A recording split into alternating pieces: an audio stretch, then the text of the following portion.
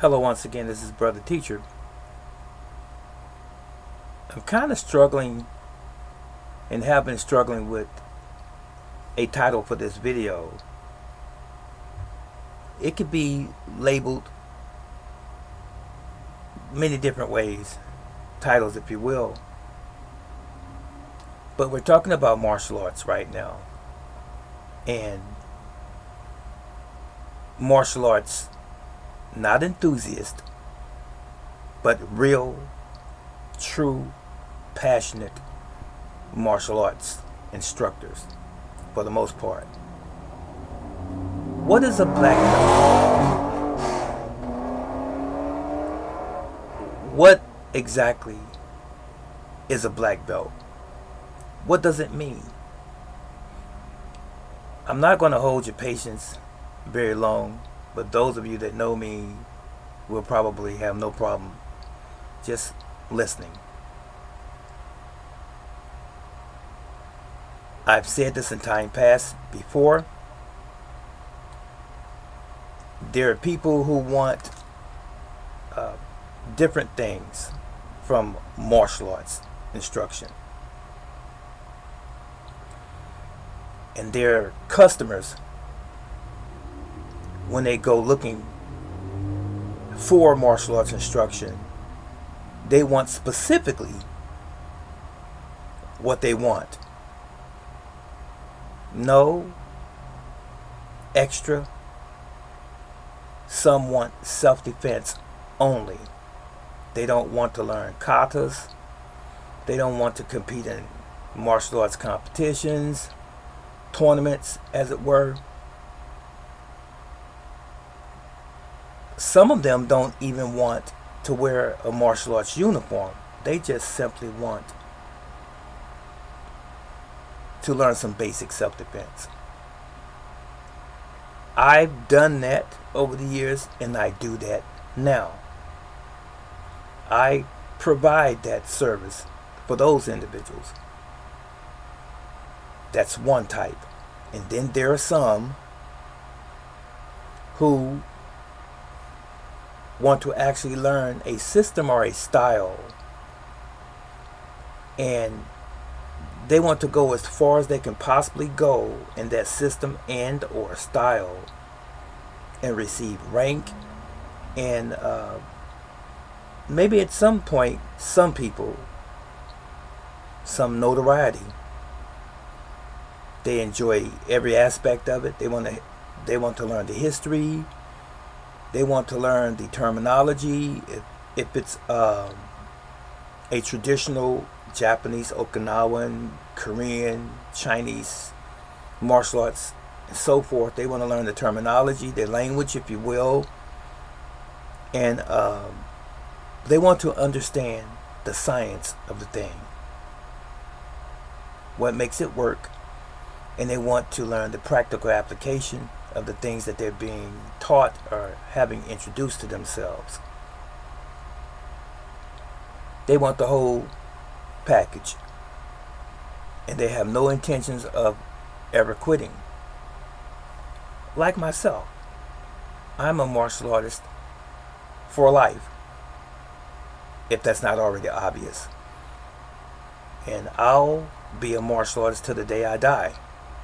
Not a part-timer, not a sometime-er, not a leisurely type individual, not someone talking about retiring and taking a vacation. That's not me. I am the thing. So that's two. And thirdly, there are people that want to just belong to something that's noble. They may not have the wherewithal or the mindset to actually get into real heavy physical training and undertaking like that, and they just want a family unit, as it were. They want to join an organization and or a group or club where they can feel like they're part of something that's important, that's going to help build their confidence if they lack that, or they want to even enhance their confidence just in life in general. They want to get in shape. They just want to fit in somewhere, and they choose martial arts as that place. Sometimes you can call these people groupies, to borrow a term. A groupie, they just want to belong. And these people, the instructor oftentimes promotes them because of their time and service, even though they don't go above and beyond in the physical aspect of it. Sometimes they might even not be in the best of shape or conditioning, but they just want to belong. I have students like that as well, and I have had students like that as well. I've had all three categories. And you know what? I am a total martial arts instructor. I'm not just looking for the highly achievable types, the ones that are looking for excellence, and they want to be world-class champions and this kind of stuff. I'm not just looking for those types of people. I'm the one who takes all of the leftovers oftentimes. So this thing called martial arts to me is my ministry as well. Every instructor doesn't see things the way that I do. So with that said, there are some that want to be black belts and masters. That is, there are standards that they must have and you must have if that's you, the martial arts instructor or master. You must learn to stay active in the thing that you say you love and that you're passionate about. That's what you have to do. So there is a standard that we instructors must embody. This doesn't happen tomorrow, 5 years from now, 10 years from now, once you start off on this journey, if that's what you have, and you call it a journey in martial arts, because it's indeed a journey. It is a way of life. It has been my life since I was a child, and it continues to be my life. So with that said, I represent the thing that a lot of guys and gals in martial arts, if you will, have forgotten. That is being true to the thing that you were taught as a child or as a beginner, whatever the age may have been when you started. Taking care of self, preserving self, staying as healthy as you possibly can as a martial artist. Now, again, mind you, I'm only referencing right now the ones that say that they are masters and black belts. You should never allow yourself to reach black belt and say, well, I've made it and now I'm going to quit. I need to throw that out there first. Now, once you are there, if this is not you, the person that's going to quit at black belt, and you want to see this thing through and continue to go and go and go and go, don't forget, you must lead by example. As I'm staring in this camera right now, I mean exactly what I say. You see, what's interesting to me, very interesting to me, is that some people forgot what they actually are doing when they take on this mantle of being a martial arts instructor, master. It's not about the adornment of a nice looking uniform with patches on it, or representing an organization and having a colorful belt or stripes in the belt if you're studying a karate style or system, as it were, or sashes and so forth. It's more than just that. It's the person in the raw when you take that uniform off. What do you represent then, and who are you as a human being? It shouldn't change. When I started as a child, I was encouraged. You never defile your body. It's about getting in shape, conditioning your body, building your endurance up. Whatever happened to that? We as children were discouraged from taking drugs and drinking alcohol. When I started in the martial arts, this is old school talking to you. And what's crazy is that there are people out there now that have fallen off the wagon, no pun intended, and they're scoffing at me now, viewing this video, and they're disappointed in themselves, and they get upset with me, or they even hate on me because they have lost the discipline that they had once upon a time. And some of them have never even had that discipline. This is real talk, keeping it 100, as one would say. Now, I know people have different experiences in their lives as martial artists. They've gone through various things in their lives, trials and tribulations, ups and downs and so forth, and they are where they are now. But you can't look at the past mistakes. You can't look at the past failures. You have to look at the now. Who are you now? And what are you now? And what do you represent now? Let's not make any mistakes. Let's not make up any excuses for not being the version of ourselves that we promised ourselves years ago when we first started. Sometimes you have to do your first work all over. It's about character building.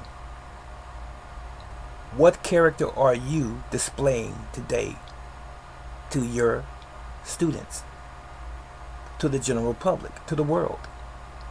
Do you really represent what you say you represent? Now, I know again, there are some people piercing through this video right now looking at me, trying to chop away and say, who does he think he is? It's not who I think I am. I know who I am and what I am. I'm someone that represent the thing that I say I represent. 100. Notwithstanding the things that you can't control, you just simply can't control. But that which I can control, that I do. I can control what I put in and on my body. That's within my power, as it is yours. Now, I am fortunate. My story is not yours. My story is not someone else's. My story is my own. I have never smoked cigarettes.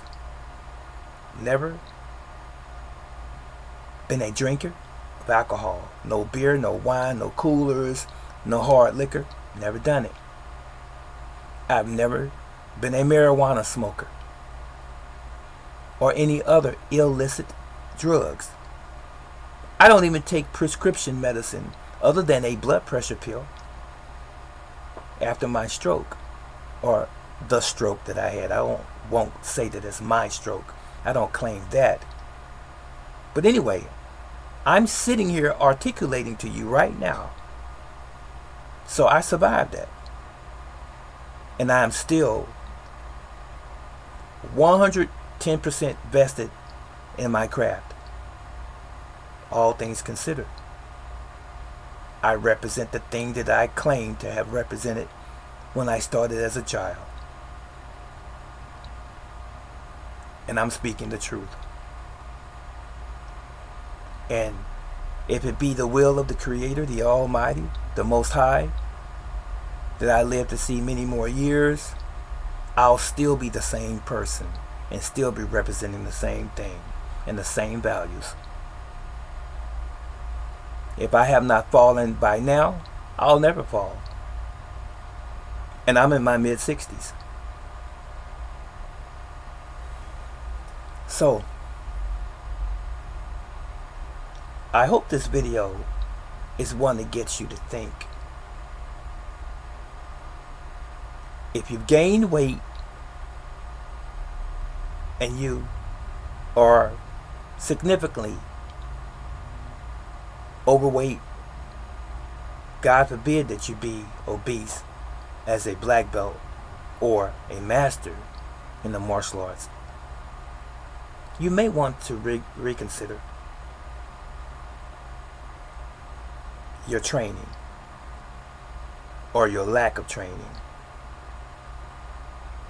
and make a resolve to correct that issue. And if you started out smoking cigarettes because of stress, you can't deal with everyday life, or you started smoking marijuana or taking some other drugs trying to cope with your past, you don't have to do that.